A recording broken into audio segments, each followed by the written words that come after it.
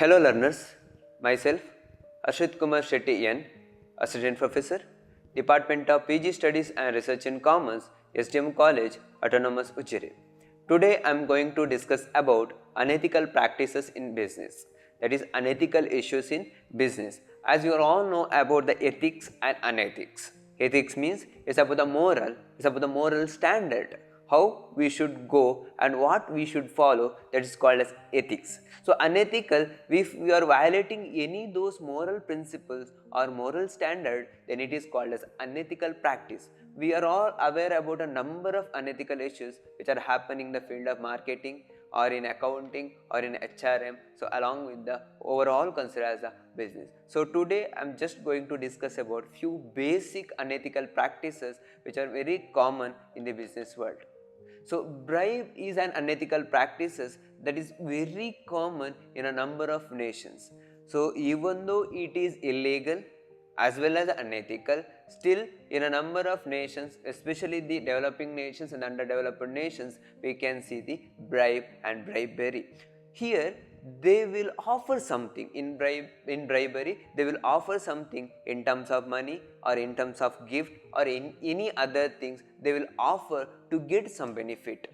So here one person, maybe a business person, will offer in terms of money, gift or any other terms to get some benefit from that authority or from the government or from any other body, that is called as bribery. To take advantage offering something is called as a bribery. So in business, why someone use the bribery?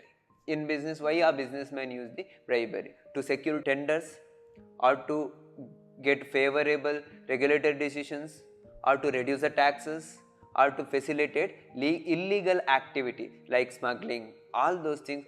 To do this activity, business persons or in a business, some person will go for the bribery things. So next one is a coercion. So coercion is nothing, here someone is using force. When someone is using force, that is called as a coercion. They are using their authority. They are using their authority, means manager using authority over subordinates or any other person using his authority to his lower level workers. This is called as a coercion. Coercion is divided into three parts, that is economic coercion, physical coercion and the psychological coercion. Economic, the word itself saying something, it about some monetary. So it's about withholding of payment, not giving the salary, terminating the contracts, cancelling the contracts or damaging the company reputation. So all those things in case of economic coercion. So these are all the examples of economic coercion. So a coercion may be done by the superiors or any lower level workers, but they will do in terms of payment, terminating the contracts, and all those things are the example for the same. Then physical coercion. So physical coercion is physical threats, harassment, violence. So these are called as a physical coercion. So in workplace they are using that. In psychological coercion, this is one of the important things. Today all we are discussing about the stress and all those things, stress, depression is quite common in the working environment. So psychological coercion includes the humiliation, isolation, then threats of retaliation. So these are all the considered as the psychological coercion. So in simply, coercion means using force. Here using force is called as the coercion. Then insider trading. So insider trading a concept which is related to the stock market, Insider trading is buying and selling of a security by someone who has the price sensitive information about the security. So here that called as material non-public information. Material non-public, this very price sensitive information. So that person is trading with the security. Trading with the security is called as insider trading. So material non-public information generally known is not generally material non-public information, that is not generally known to the public actually, but it will significantly affect to the company, especially company security. There are a number of examples that we are having in our past history where whole stock market and company affected because of insider trading.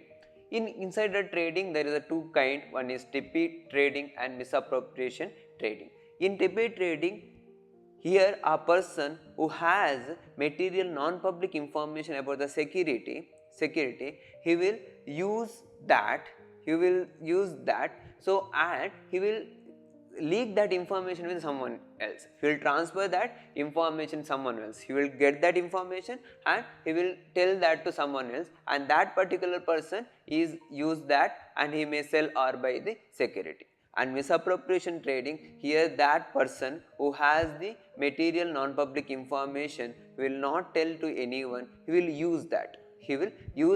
That is called as a misappropriation trading. So this was insider trading. So insider trading about buying and selling security by someone who has material non-public information about the security is generally not aware to the anyone, but that will affect to the company or company security. Tax evasion. So in tax management we have three things: tax planning, then tax avoidance and tax evasion. So tax evasion, it is illegal as well as unethical. It is illegal and unethical. In simple, not paying tax is called as a tax evasion. So tax evasion, here that assessee is not paying the tax or avoiding tax or doing some misappropriation along with the accounts and all those things, that is called as a tax evasion. How one can do the tax evasion? What are the things that they are having? Hiding income, filing false tax returns, using tax shelters, bribing tax officials, underreporting of income, inflating the deductions, hiding the assets, using offshore accounts, so where there is less tax burden, so using those accounts. So these are the tax evasion. So in simple, tax evasion is avoiding the tax and not paying the tax is called as a tax evasion. Next we have the conflict of interest. So conflict of interest. So here it's a clash between personal things and the professional responsibility. Personal things and the professional responsibility, that is called as the conflict of interest. So conflict of interest, and it is quite common in a number of organizations, especially the main task of a HR executive or an HR manager is to deal with this kind of conflict of interest. So conflict of interest, so it will affect to the company. It may the financial effect or it will affect to the reputation of the company. A good working environment is very much required for a company. If it is not there in the company, it will affect to the company. And the next point, we have the pollution.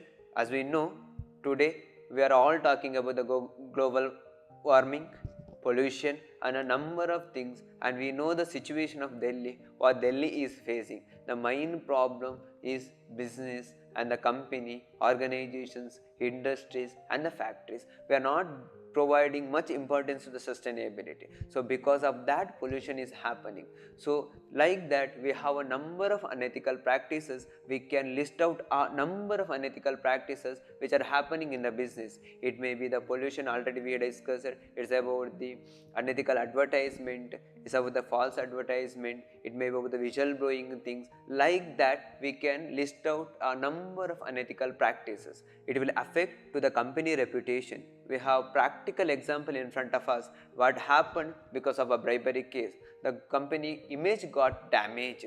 So that's why company should go with the ethical thing that will good for the sustainable development of an economy. Thank you.